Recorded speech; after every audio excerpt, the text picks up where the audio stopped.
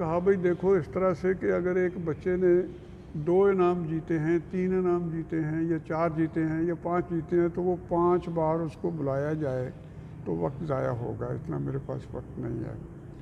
تو آپ اس کا کوئی تھیلا سا بنا کے سارے انعامات رکھ کے تو وہ ساتھ بول دیں اور میں اس کو ایک ہی بار اس کو وہ دے دوں۔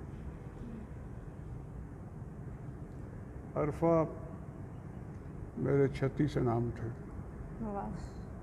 تعلیم کا کوئی نہیں تھا، یہ ڈرائنگ کے، مضمون نگاری، افسانہ نگاری، یہ جنرل نالج، یہ اسکاؤٹ، یہ کرکٹر، یہ فلاں ڈھینگ، یہ تو اتنی بڑی بوری تھی۔ انہوں نے میرے سر پہ کہنے لگا یار یہ تم کیسے اٹھاؤ گے، میں تمہارے گھر چھوڑاؤں؟ میں نے کہا نہیں آپ رکھیں، رکھا، وہ میری فوٹو بھی ہے کسی جگہ، میں لے کے بھاگ رہا ہوں۔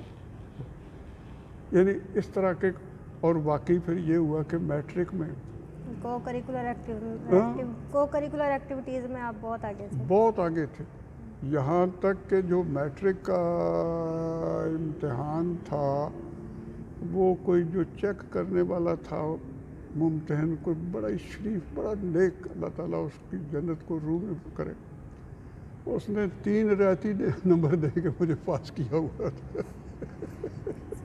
یہ تھا پڑھائی، لیکن تھا میں ذہین، مجھے اب بھی پتا کہ میں اگر یہ کہتا تھا کہ اچھا صبح جغرافی تو میرا صرف یوں کر کے دیکھ لینا اس کو کافی ہوتا تھا، تو وہ میں بڑی جلدی گریسپ کرتا تھا یہ چیزیں، لیکن نہیں جی چاہتا تھا پڑھنے کو۔ وہ کہتا کہ ڈرائنگ کا پیریڈ ہو، یا وہ کرکٹ کھیلیں، یا وہ سوئمنگ کریں، یا یہ کریں یا وہ کریں، ان چیزوں میں۔ تو اس طرح سے بچے، یہ میٹرک تک میں گیا۔ اب چونکہ وہ 3rd ڈویژن لی ہوئی تھی، وہ بھی انتہائی پور، تو سیالکوٹ میں ایک ہی کالج بڑے کالج تھا، اس کا تو دروازہ میرے لیے نہیں کھل سکتا تھا۔ تو میرے بھائی صاحب، وہی بڑے بھائی صاحب، انہوں نے 1947 میں پاکستان ایئر فورس انہوں نے جوائن کر لی تھی ایز ایجوکیشن انسٹرکٹر، کیونکہ وہ تھے نا تعلیم وغیرہ، BA BT یہ وہ فلاں۔ تو اب میں ہر گرمیوں میں ان کے پاس جاتا تھا، 2 مہینے گرمیوں کی چھٹیوں میں۔ پھر وہ کالج والا مسئلہ جب آیا کہ کوئی کالج مجھے داخلہ کیسے دے سکتا تھا، کرکٹ کا کھلاڑی بڑا زبردست، تو کوہاٹ میں ایک نیا گورنمنٹ کالج کھلا، اس نے مجھے داخلہ دے دیا۔ سو میں اس میں، وہاں میں نے کرکٹ کی وہ پشاور یونیورسٹی تک میں سلیکٹ ہو گیا تھا، لیکن وہ چونکہ وہ فاصلے بڑے تھے اس زمانے کے کہ ہم کہاں کوہاٹ سے پشاور جائیں روز، اور یہ وہ 6 گھنٹے تو کوہاٹ سے پشاور جاتے ہی ویسے لگتے تھے، یہ ٹنل ونل بھی نہیں بنی تھی، یہ تھا وہ تھا۔ قصہ مقصد کہ وہ یہ ہوتے وہاں سے بھی وہ کرکٹ وکٹ اور یہ شعر و شاعری کرتے کرتے جناب میٹرک میں جو ہم پاس ہو گئے تھے، FA میں ہمیں فیل کر دیا گیا، وہاں کوئی رعایتی نمبر بھی نہ کسی کو دیے، تو ہم فیل ہو کے آ گئے سیالکوٹ میں۔ تو وہاں پھر یہ اس طرح سے کرکٹ اور یہ اور وہ، ادبی شہر تک آنا، سائیکل گھر والوں نے لے دی، گاؤں سے شہر تک آنا، یہ وہ فلاں ہوتے ہوتے، قصہ مختصر تو نہیں ہے، لیکن پھر میں کراچی چلا گیا کہ وہاں کوئی نوکری ووکری ڈھونڈتے ہیں کلرک شرک کی، اور واقعی وہ جہاں قائد اعظم کا مزار ہے، یہاں امپلائمنٹ ایکسچینج ہوتا تھا اس کے ساتھ۔ ہم وہاں گئے تو اس نے کہا کوئی ہے بھائی میٹرک پاس ہو، اس کو ٹائپ آتی ہو، کوئی تھوڑا سا شارٹ ہینڈ آتا ہو، کوئی ہیں تو وہ ادھر آئیں۔ وہ ہم کوئی 6-7 اس کے پاس، انہوں نے کہا یہ کل ایک وہاں صدر میں سیکریٹریٹ ہے، پاکستان سیکریٹریٹ، اس کی 47A کوٹھی میں چلے جاؤ، ان کے پاس کوئی 6-7 نوکریاں ہیں۔ ہم وہاں گئے، وہاں بھی جو جس نے ٹیسٹ لیا کوئی زیادہ ہی اچھا تھا، اس نے بھی مجھے پاس کر دیا پاس، کیونکہ وہ بھی سیالکوٹ کا تھا، کام آ گئی بہت ساری چیزیں۔ سو وہ اس میں کلرک، کس میں؟ پاکستان انٹیلیجنس بیورو میں کلرک اسلم اقبال ہو گیا۔ اچھا، صحیح۔ دیکھیے یہ اللہ تعالیٰ کہتا ہے کہ میں بندے کو مشکلات سے جب گزارتا ہوں تو دراصل میں اس کو بنا رہا ہوتا ہوں. تراش رہے ہوتے ہاں میں اس کو مولڈ کر رہا ہوتا ہوں. ہیں. جی. ہم وہاں گئے تو میرے ساتھ ایک اور جس کو وہی نوکری ملی وہ ایئر فورس سے بھاگا ہوا تھا. اس کو اخبار پڑھنے کا بڑا شوق تھا. ایک سے ایک چیز انٹر لنک ہے اور ہوتے چلے آ رہی ہے. تو وہ جو ایئر فورس سے بھاگا ہوا تھا وہ یہ کہتا ہے اسلم کمال ہے دیکھ یار مارننگ نیوز انگریزی اخبار میں وہ ایک آرٹ کا اسکالرشپ اناؤنس ہوا ہے. وہ یار تیرے کم دی گل ہوئے. میں چل پھر چلیے اٹھے. ہم وہاں گئے. انہوں نے مجھے کہ جی کچھ یہ وہ میں پورا آرٹسٹ تھا پہلے بالکل آرٹسٹ تھا. انہوں نے مجھے اسکالرشپ دے دی. بطور مصور و خطاط آپ کب آپ کی پہچان اسٹارٹ ہوئی؟ وہی وہاں اب ویسے باہر ہوں. Very right question. تو وہاں یعنی جو میں اسکول کالج وغیرہ Punjab university design art and design college یا وہ سامنے نیشنل کالج آف آرٹس اور یہ میں جو میں نہ پڑھ سکا. بی اے میں نے کر لیا ویسے جی. فیل ہونے کے باوجود پھر میں نے کر لیا اسی طرح سے کو بی اے کر لیا. تو وہ جو میرا اس طرح سے تھا کہ میں نے کہا کہ میں کراچی گیا وہاں اسکالرشپ اناؤنس ہوا میں وہاں گیا. وہ کمرشل آرٹ یہ جو کتابوں کے سر ورک یہ جو پروڈکٹس کے ڈبے وبے یہ جو بورڈ سائن بورڈ یہ وہ اس طرح کمرشل آرٹ اس کو کہتے ہیں. تو وہ تو جناب انہوں نے 6 ماہ میں مجھے بالکل کلیئر کر دیا. کہنے لگے جو تمہیں تو آتا ہے سب کچھ ہی آتا ہے بس پالش کرنے کی تھوڑی سی تھی. تو وہ ہم اپنے ساتھ کے آرٹسٹوں کو دیکھ کے یہ وہ تو وہ میں نے اسکالرشپ حاصل کر لیا. اب وہاں ایک اسی طرح کا ایک انہوں نے نوکری وہاں ایک اس وقت زمانے میں ایک بہت بڑی اب بھی وہ ہے ویسے فارن ایڈورٹائزنگ جیوالٹر ٹامسن. اس نے کہا تو بلایا تو انہوں نے کہا کوئی ہمیں ایک سبجیکٹ دیا کہ سبجیکٹ پہ کچھ بنا کے لاؤ تو میں بھی بنا کے لے گیا. انہوں نے میرے والا کہا جی یہ تو کمال کا ہے. انہوں نے مجھے پورے آرٹسٹ کی نوکری وہاں میں 103 روپے کلرک کی تنخواہ لے رہا تھا. انہوں نے غالباً 350 روپے مجھے آف کر دیے ہم آپ کو دے کر.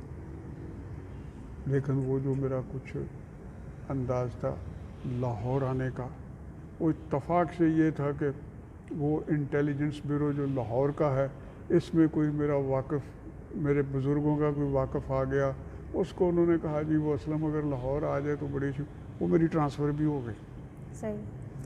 تو 1968 سے آپ یہ کتابوں کے سر ورک کا کام کر رہے ہیں؟ نہیں یہ جو میرا ہے کمرشل آرٹ کا یہ ہے 1960 یعنی 1959 اور 60 14 ماہ میں کراچی میں رہا.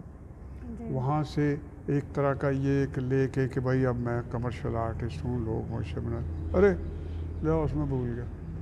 جو زندگی میں پہلا ڈیزائن بنایا میں نے کمرشل آرٹ کا وہ جو میں نے بنایا وہ یہ تھا کہ جہاں مجھے اسکالرشپ ملا تھا اس نے جو بلاک اس وقت اب یہ لوگوں کو بتانا ہوتا ہے کہ بلاک پرنٹنگ کیا ہوتی ہے. وہ بہت ساری باتیں تو لوگوں کو پتہ ہی نہیں ہے. لوگوں کو بلاٹر کا نہیں پتہ بلاٹر کیا ہوتا ہے. تو وہ میں جس ایڈورٹائزنگ کے ساتھ مجھے یہ مل رہا تھا اسکالرشپ اس نے کہا اسلم کا آپ وہاں سے گزر کے آتے ہیں تو وہاں پنجاب بلاکس ایک ادارہ ہے جو یہ بلاکس بناتا ہے ان کے ذریعے پرنٹنگ ہوتی تھی اس وقت. تو وہاں سے پتہ کریں وہ فلاں ہم نے ان کو بلاکس دیے ہوئے. اب میں وہ پتہ کرنے گیا اس سے میں نے پوچھا یار میں فلاں جگہ سے آیا ہوں. کہتا آپ سیالکوٹ کے ہیں؟ میں نے کہا ہاں. کہتا میں بھی سیالکوٹ ہوں. اچھا جی. اب اس نے کہا آپ کو یہ ڈیزائن بناتے ہیں یعنی اس سے پہلے نہیں کسی نے بھی آپ یہ ڈیزائن بناتے ہیں؟ میں نے کہا ہاں. کیا ایک سینما بن رہا ہے بمبینو نیا سینما صدر میں، بہت قیمتی، اس کا مونوگرام بنا دو. اچھا، میں نے کوئی 1.5-2 روپے کا جیومیٹری باکس خریدا، کیونکہ اب میں جہاں سیکھتا تھا وہاں تو میں بیٹھ کے نہیں بنا سکتا تھا، یہ تو میرا ایک پرائیویٹ جاب تھی. جی تو وہ میں نے خریدا، اور منوڑا میں جس جگہ رہتا تھا شیئر کرتا تھا ایک کوارٹر میں رہائش، اس کے ساتھ ایک مسجد تھی. مسجد کے مولوی صاحب کو میں نے کوئی آدھا پاؤ میں نے برفی لے کے دے دی. تو اس مسجد کے اندر بیٹھ کے تو میں نے اس کا مونوگرام بنایا. کیا بنایا کہ بی کے اندر ایک ڈانسنگ فگر میں نے بنائی، اور بامبینو اوپر صرف بھی، نیچے صرف بامبینو سینما. وہ میں لے گیا اسی بلاک میکر کے پاس. کہنے لگا جی تسی خود بنایا؟ میں نے کہا ہاں. کمال ہے. انہوں نے یوں کر کے جیب میں ہاتھ ڈال کے مجھے 10 روپے دے دیے. اس کی قیمت، وہ ہمارے سابق صدر زرداری کا سینما ہے. اچھا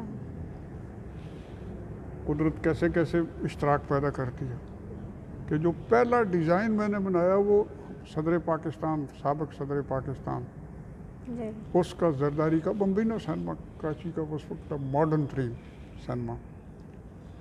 وہ پھر انہوں نے لکڑی میں رینڈرنگ اس کی کروا کے بڑے سائز میں انہوں نے باہر لگایا. پھر اس کے بعد جب یہ نیون سائن کا زمانہ آیا، پھر انہوں نے اس کا نیون سائن بنایا. اب وہ نیون سائن میں جو وہ فگر تھی وہ دور سے اندھیرے میں وہ ڈانس کرتی نظر تھی. لوگ اس کی تعریفیں اتنی پھر بعد میں ہوئی کہ واہ واہ واہ واہ، یہ کیسے ہم نے وہ میرا بنا ہوا تھا. اچھا، تو اس طرح سے کراچی میں ہم اپنی ایک نشانی چھوڑ آئے. یہ اعجاز ہے حسن آوارگی کا، جہاں بھی گئے داستاں چھوڑ آئے. بہت مہربان تھی وہ گل پوش راہیں، مگر ہم انہیں مہربان چھوڑ آئے. سو یہ کراچی میں اب بھی جاتا ہوں تو میں وہ سینمے کا وہ بورڈ دیکھنے جاتا ہوں. وہ سینما نہیں رہا، لیکن وہ وہاں اب ایک جو لوگ ہیں وہ بتاتے ہیں جی وہ اندر ویسے وہ محفوظ ہے، وہ نیون سائن اندر رکھا ہوا ہے. سو کے ساتھ مقصد یہ کراچی سے میں آ گیا. کراچی سے آ گیا، اور مجھے چونکہ شروع سے ہی کتابوں سے بڑا شوق تھا، جی تو کتابوں رسالوں کے سر ورک بنانے سے، یہ بھی کمرشل آرٹ ہے. میں نے اس آرٹ کا جو باقاعدہ کمرشل آرٹسٹ تھا، اب تو پورا آرٹسٹ جو بھی ہوں، تو وہ میں نے پہلے نقوش کے دفتر میں گیا. نقوش رسالہ آپ جانتی ہیں؟ ہاں جی ایسا رسالہ کوئی نہیں ہے، وہ اب ختم ہو گیا ہے. سبحان اللہ. تو اس نقوش کے پاس میں گیا، محمد طفیل صاحب تھے. ان کو میں نے بتایا. وہ کہتے جی ہمارا ٹائٹل تو چوٹائی صاحب بناتے ہیں، ہمارا ٹائٹل تو وہ شمزہ صاحب بناتے ہیں. یہ چوٹائی صاحب تو بہت بڑے مصور تھے. شمزہ بہت بڑا نام تھا. پھر وہ آذر زوبی جو کراچی میں ان کا ہے وہ تھے. تو آپ بھی بن جائے تو لے آئیے. میں نے کہا جی شام کو لے آؤں. سو قصہ مختصر میں نے پھر اس نقوش کا بنایا. پھر میں اس کمرشل آرٹ میں کتابوں کے سر ورک ڈیزائنر کے طور پر داخل ہو گیا. 1960-61 میں ادھر سے اردو ڈائجسٹ شروع ہوا. یہ جو رسالہ ہے، لاہور سے اخبار مشرق شروع ہوا، نیا اخبار. ٹھیک ہے. تو ان کے یہ میرے ایک طرح سے میرے ساتھ کے کنٹمپریریز ہیں، جو میں بتاتا جا رہا ہوں آپ کو کہ کیا کیا چینجز آ رہی تھی، یہ آ رہا تھا، وہ آ رہا تھا. تو وہ ٹائٹل بنانے شروع کیے قصہ مختصر کے. اسی ٹائٹل کے اندر سے وہ جب میں لکھتا تھا کہ کتاب کا نام نیچے مصنف کا نام اس زمانے میں لکھا جاتا تھا، بلکہ نیچے پبلشر کا بھی نام لکھا جاتا تھا. ہاں جی. تو وہ لکھنے کے لیے کتاب کا نام اور مصنف اور پبلشر ہمیں وہ کاتب کے پاس جانا پڑتا تھا. وہ کاتب صاحب ہوتے ان پڑھ ہیں سارے, انہوں نے ایسے ہی سیکھا ہوتا ہے کچھ جو کچھ بھی ہوتا ہے, نہ انہیں آرٹ آتا ہے, نہ انہیں ذوق ہوتا ہے, نہ کچھ ہوتا ہے. وہ اب میں نے جو بھی کتاب کا نام ہے تو وہ اس نے اپنی طرف سے, اور میں نے کہا یار اتنا موٹا نہیں لکھنا تھا, اس کو کوئی تھوڑا یوں کر کے کوئی تو آنوں کی پتہ کاتب بسی ہیں تسی ہو. اور انہیں بیچارے نے پھر انہیں تنگ آ کے جاؤ کسی اور کو بنا لو, ہمیں تنگ کر دو یار. پھر آپ نے خود شروع کر لیا. پھر ہاں اس سے پھر میں نے کہا کہ میں نے اس شخص سے جان چھڑانی ہے. اس سے پھر میں نے لفظ بدلنے شروع کیے. محمد حسین شاہ یہ بہت خطاط تھے, نظم لکھنے میں ان کا گوجرانوالے کے تھے اور نقوش لکھتے تھے. اب وہ نقوش کا ٹائٹل بنانے سے نقوش کے دفتر کے ساتھ میرا رابطہ ہو گیا. روز چائے پینا طفیل صاحب کے پاس جا کے گپ شپ یہ وہ. طفیل صاحب خود بھی خطاط تھے. تو وہ ہوتے ہوتے ہوتے یہ ہو گیا کہ نقوش کا ٹائٹل میں بناتا تھا, اس کے اوپر جو نقوش یا خاص نمبر لاہور نمبر یہ لکھنا ہوتا تھا وہ شاہ صاحب لکھتے تھے.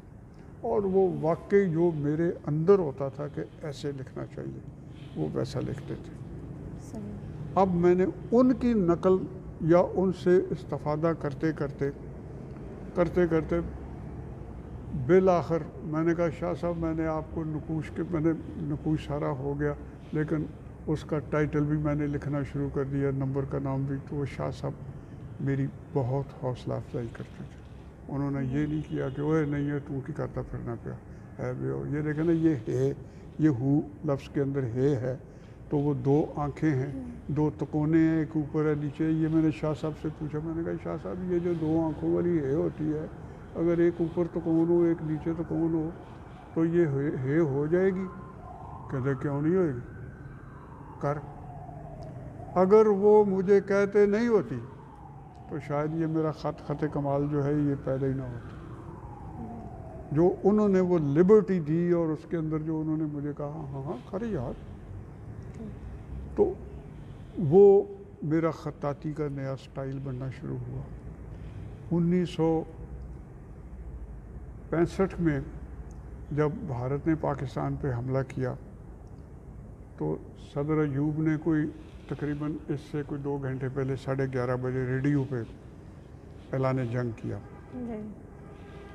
وہ تقریر بھی کسی نے کیا لکھی تھی واہ واہ واہ. تو اس میں وہ یہ تقریر بھی بہت ولولہ انگیز تھی, بہت کمال. آدھی جنگ جیت لی تھی اس نے, سیدھی سی بات آپ کو بتائیں. اس میں جو جملے تھے 2-4, مثلا ایک جملہ تھا کیونکہ اس نے لاہور پہ حملہ کیا تھا رات کی تاریکی میں, تو وہ اور صدر ایوب پھر وہ فوجی جوان 6.5 فٹ کا, دنیا کا اس وقت سب سے خوبصورت حکمران تھا صدر ایوب. تو ریڈیو ٹی وی تھا کہیں ریڈیو پہ, لیکن چونکہ ہم نے اس کی وہ دیکھی ہوئی تھی تصویریں ویریں یہ وہ. اب وہ جب وہ پاکستان کا کمانڈر ان چیف, اس نے یہ کہا کہ لاہور کے شہریوں, عیار دشمن نے رات کے اندھیرے میں پہلی آزمائش کے لیے تمہیں منتخب کیا ہے, اور بھارتی نیتا جنگ باز لیڈر بھارتی نیتا نہیں جانتے کہ انہوں نے کس قوم کو للکارا ہے, اور کلمہ طیبہ کا ورد کرتے ہوئے آگے بڑھو اور اس کی توپوں کو ہمیشہ کے لیے خاموش کر دو. اب یہ 3-4 جملے تو میرے ہو ذہن سے اندر, آپ کو پہلے ہی میں بتا چکا ہوں, پاکستان تو میرا خواب ہے, پاکستان تو میرا چھوٹا بھائی ہے.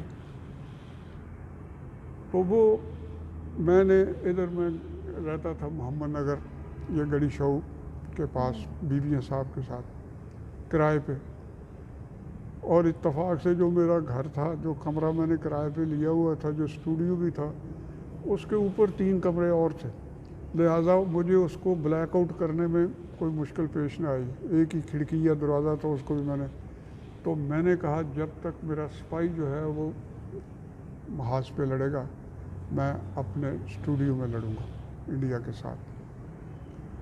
17 راتوں اور 17 دنوں کی جنگ تھی، میں نے 17 پینٹنگ کی ایسے میڈیم میں کہ جو ہر رات مطلب بن جاتی ہے، کیونکہ آئل وائل تو نہیں نا بنتا، یہ تو سوکھتا نہیں ہے، تو وہ میں نے کچھ واٹر کلر، کچھ انک، یہ وہ کی۔ تو یہ النمرا آرٹس کونسل نے میری وہ نمائش کی، خود میرے گھر جا کے لے کے آئے وہ نعیم طاہر وغیرہ، تو جو فارن جتنے آئے ہوئے تھے نامہ نگار ان کو وہ دکھائی گئی۔ پھر وہ نیشنل سینٹر ہوتا تھا ہمارا ایک الفلاح میں، اس نے نمائش کی، پھر اسی نقوش نے اپنے جنگ نمبر میں میری وہ تصویریں شامل کی۔ ہاں تو آپ نے 1965 کی جنگ کے اوپر ایک نظم بھی لکھی بہت خوبصورت، ہاں بھارتی جنگ بازو سنو، ہاں اس کے ہاں کچھ اشعار جی میں آپ سنائیں۔ پیش کرتا ہوں۔ تو وہ جو کاتب سے میں پیچھا چھڑانا چاہ رہا تھا، اور جو سن 65 کی جنگ کا جواب دیتے ہوئے ایوب خان نے جو کہا کہ کلمہ طیبہ کا ورد کرتے ہوئے آگے وہ، تو پہلی پینٹنگ جو میں نے کی وہ آئل پینٹنگ ہی تھی، لیکن وہ آہستہ آہستہ میں نے اس کو 2-3 راتوں میں کر لیا۔ وہ تھی لا الہ الا اللہ محمد رسول اللہ۔ تو خطاطی کا بھی میرے آغاز ہو گیا، اور پاکستان میں مزاحمتی مصوری اور خطاطی کا بھی آغاز ہو گیا۔ یہ میں پہلا تھا جس نے مزاحمتی فن، آرٹ، یہ وہ کہ وہ دشمن کے خلاف وہ کیا۔ تو وہ اس طرح سے ہو گیا۔ اینا مولکہ احمد دوسری تھی، انہوں نے جنگ کے بعد انہوں نے بھی کی، پھر اور لوگوں نے بھی کی۔ تو اس طرح سے وہ جو پہلی میں نے خطاطی کی، اور وہ پینٹنگ بھی ہو گئی اور خطاطی بھی ہو گئی، یعنی اس کو ہم کیلی گرافک پینٹنگ کہتے ہیں۔ تو یہ 1970 تک وہ میری خطاطی بھی ایک شکل اختیار کر گئی، اور یہ فن میرا جو تھا وہ آگے بڑھتا گیا۔ جو آپ نے وہ نظم کہی، اس کا کافی لمبی ہے، لیکن چلیے میں آپ کو کچھ جتنا مجھے اس میں کچھ آتا ہے زبانی۔ بھارتی جنگ بازوں، اس کا نام ہے تعارف۔ جو ایوب خان نے کہا کہ بھارتی نیتا نہیں جانتے کہ انہوں نے کس قوم کو للکارا۔ بھارتی جنگ بازوں سنو، یہ ہمارے ریڈیو نے بھی بہت اس کو بجایا۔ بھارتی جنگ بازوں سنو، تم سے اپنا تعارف کراتے ہوئے میں یہ کہتا تو تھا، میں محمد کے ادنا غلاموں کی خاک کف پاکا ایک ذرہ ہوں۔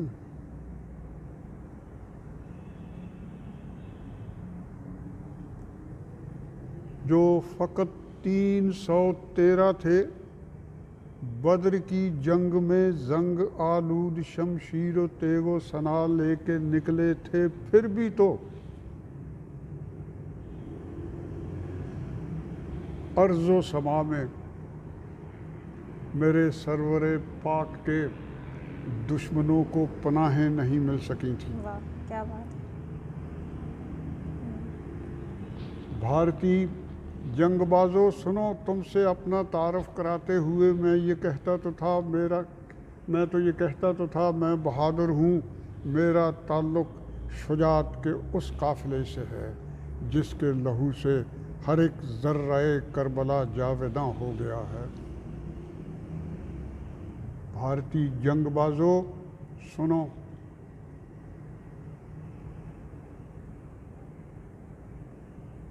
بھارتی جنگ بازوں سنو، ہاں میں بہادر ہوں، میرا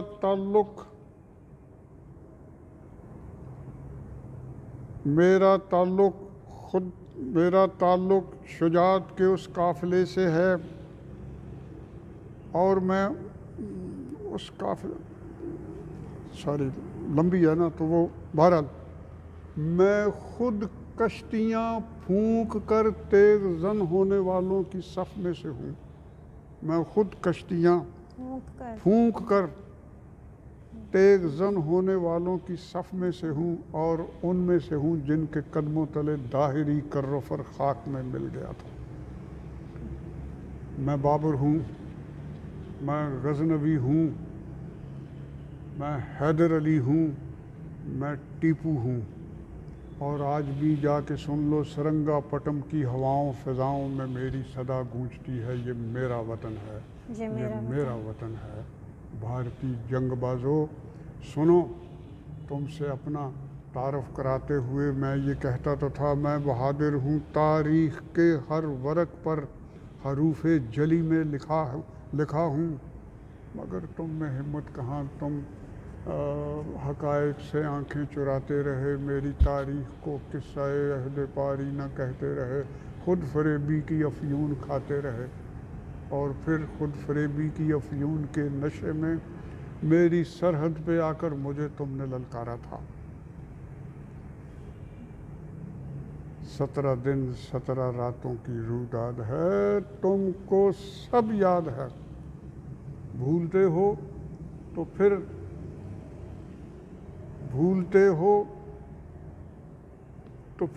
भूलते हो मुझे मारने जिस काली देवी को लेकर मुझे मारने आए थे, मुझको ललकारते आए थे, मैंने उस काली देवी के तीरा शिकम में तुम्हारे ही नापाक जिस्मों की मोहलक गज़ा ठोंस दी थी।